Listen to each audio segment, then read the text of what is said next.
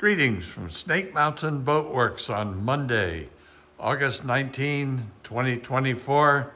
Here's an update, a major update on our 1960 17-foot Chris Craft Super Sport. Rick's been hard at it, and as you can see, we have quite a transformation from the previous video.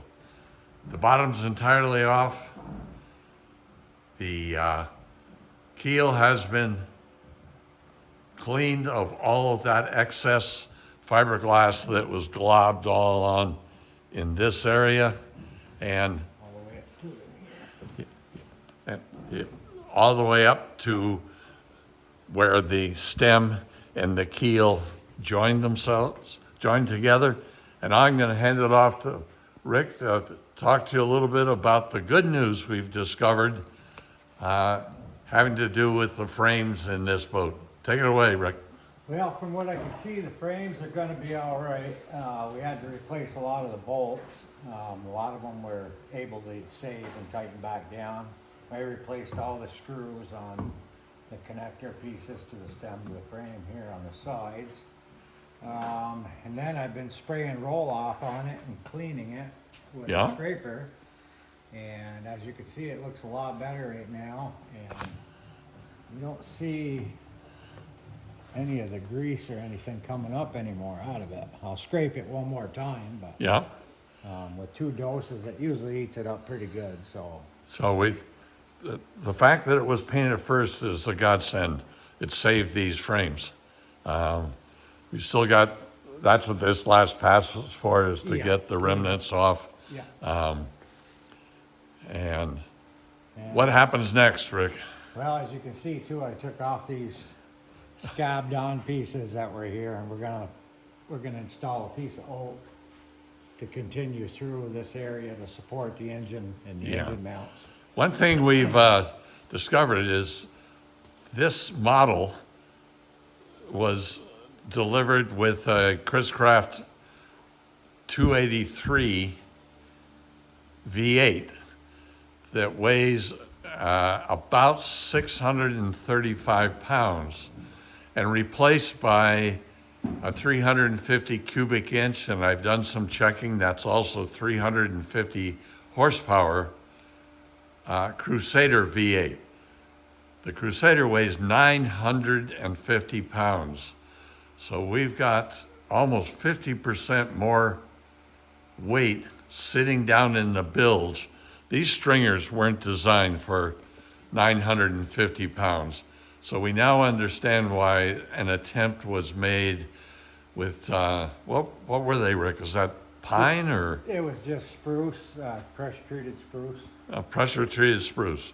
Well, we will laminate onto the side of these stringers a piece of about 2x4, 2x6, full width white oak.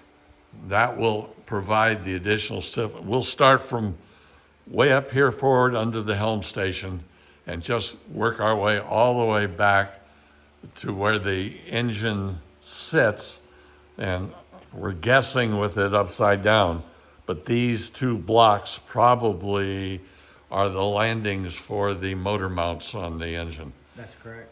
And Rick, I see you did a little work back here. Yeah, I had to replace part of the keel. It was pretty well damaged just by dry rot.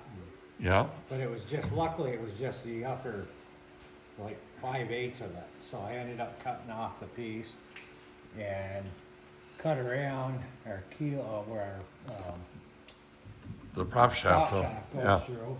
So that way it's nice and sturdy, rugged, and it's all put down with 5200. And one of the things I find rather amazing, the transom had been replaced, and unfortunately it was replaced with the same stuff that had been slathered onto it elsewhere. CDX, it wasn't even quite a 1/2 inch, was it? No, just like 3/8 maybe. Yeah. So we will do that and put a new transom on it, but we're going to do it the proper way. It'll be planked, and that will dress this boat up. The transoms on these boats were, in fact, planked and not plywood, and so we'll return it to that. But that's a beautiful sight to behold. Those are all original frames. Yeah, and there, everything's Yeah, it's solid now, completely now. solid. You also refastened Yeah. the frames to the chine planks, Yeah, right? chine planks, everything's all got new screws in it, the whole. And new silicon bronze carriage bolts as Yeah, well, huh? Where we needed them, yeah. Yeah, There were yeah. some of them that were still really good, so we didn't wanna change them out. And you see, look at that, straight as an arrow, not the slightest bit hog.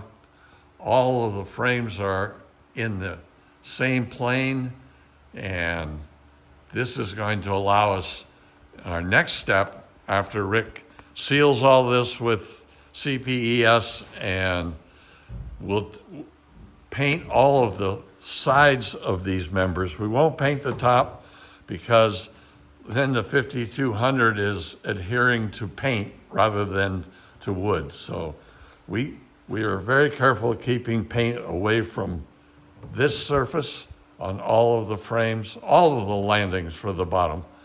And I'd say in a week or so, you're going to see a boat with a bottom on it, right? Yeah, I got a toothpick everything, all of them. Oh, that's right. I always forget the toothpicks. We'll go through several thousand toothpicks to fill all these holes.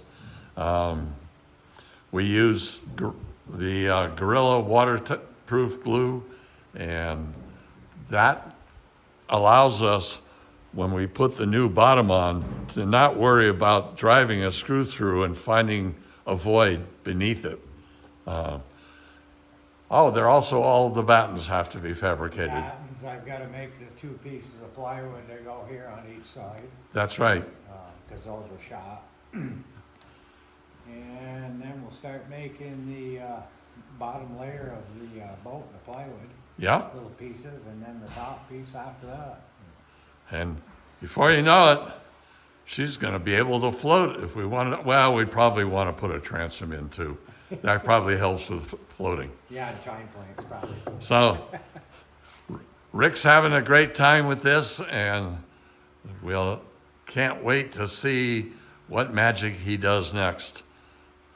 So this is our update on Monday, August 19, 2024, on our 17-foot Chris Craft Super Sport. Thank you so much. Bye-bye for now from Snake Mountain Boat Works.